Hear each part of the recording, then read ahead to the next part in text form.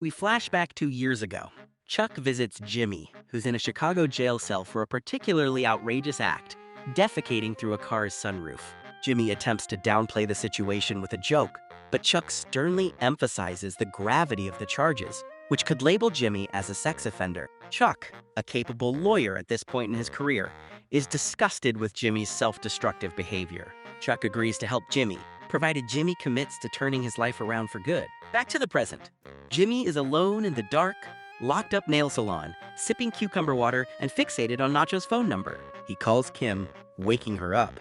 She assumes he's calling for some late-night fun. He playfully invites her to the salon for a massage, and then he tries to subtly probe her for information on the Kettleman's stolen money and its potential location. When that doesn't work, he suggests the family might be in danger. Kim becomes concerned and presses him for details, but he dismisses it all as idle speculation. After hanging up, Jimmy reminds himself, "I'm no hero." He tosses and turns in bed, thinking. Then he gets up and uses materials from his supply closet to cobble together a crude voice modulator. Driving to a payphone, he calls the Kettlemans. It takes 3 attempts, but Dean Kettleman answers, and Jimmy, using his vibrating voice tube, attempts to warn him that he is in danger. Dean can't understand the distorted voice, nor can Betsy when Dean puts the call on speaker. Jimmy abandons the device and just yells the warning directly into the phone, then hangs up. Betsy and Dean realize that they've been warned that someone is coming for their money. Alarmed, they stare out the window into the darkness and spot a shadowy figure moving around outside their house. Daytime. Jimmy is arguing with the prosecutor in the bathroom over a plea deal, while the prosecutor is using the toilet. The prosecutor accepts Jimmy's deal when he realizes they haven't been talking about the same case. Jimmy gets a call from Kim. She wants him to come to the Kettleman's house immediately. In a rush to leave, Jimmy has an angry exchange with the stubbornly calm Mike at the parking lot exit. Mike refuses to budge, and Jimmy reaches into the booth, presses the gate button, and speeds away before Mike can stop him. At the Kettleman's house, a police investigation is in full swing. Kim and Howard are already on the scene. Jimmy speaks with each of them separately. He learns that the house is ransacked, and the Kettlemans, including their 2 children, have vanished. Jimmy drives to another payphone and calls Nacho multiple times, leaving his current payphone's number in each message, desperately begging to de-escalate the situation. He waits, then the phone rings, but the person on the other end says nothing. Jimmy tries to leave, but his car won't start. He sees a figure approaching his location. He runs, and they give chase. Jimmy is swiftly apprehended by plainclothes cops. Upon discovering his identity, they deliver him to Nacho at the police station, believing Jimmy is Nacho's lawyer. Jimmy is placed in an interrogation room with Nacho. Nacho is being questioned because his van was spotted multiple times near the Kettleman's house, making him a prime suspect in their disappearance. The police also found blood in the van. Jimmy assumes Nacho is guilty and recommends he confess and take a plea deal. Nacho is livid. He believes Jimmy hired someone to steal the Kettleman's loot and is now setting Nacho up to take the fall. Nacho admits to casing the house, but says he did nothing else. The blood in the van is from the skateboarder twins. Jimmy and Nacho realize that they can believe each other, but Nacho threatens to kill Jimmy if he doesn't sort out this mess before the cops discover any evidence linking Nacho to something illegal. Kim and 2 detectives speak with Jimmy outside the interview room. He tells them Nacho had nothing to do with it and asks that they test the blood in the van. The detectives dismiss that, saying it will take too long. Jimmy loudly ensures that Nacho can hear him arguing for Nacho's innocence. Jimmy and Kim convince the investigators to let Jimmy examine the crime scene. Leaving Nacho at the station, they all go to the house, where Jimmy begins his examination.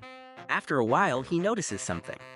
The Kettleman's daughter is always holding a specific doll in their family photos, and the usual spot on the shelf where the doll should be is empty.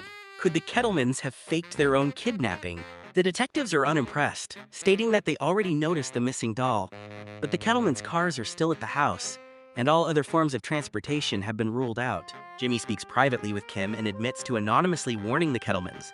He explains he thought Nacho was a threat, but he couldn't say so directly due to attorney-client privilege. Kim realizes Jimmy must be right. The Kettlemans weren't kidnapped. Jimmy informs Kim that he's in real danger from Nacho. The only solution is to find the Kettlemans. But Kim refuses to help point the police in the right direction, as that would violate the Kettleman's privilege with HHM. Mike now refuses to let Jimmy drive into the parking lot. Jimmy gets out of his car and confronts Mike up close, poking him in the chest, but Mike effortlessly twists Jimmy's arm and puts him on the ground with ease. Mike seems to know this move well. Mike is then inside the building, talking with the two detectives about the Kettlemans. The three of them confront Jimmy, saying that Mike won't press assault charges if Jimmy helps them catch Nacho. Jimmy insists that Nacho is innocent.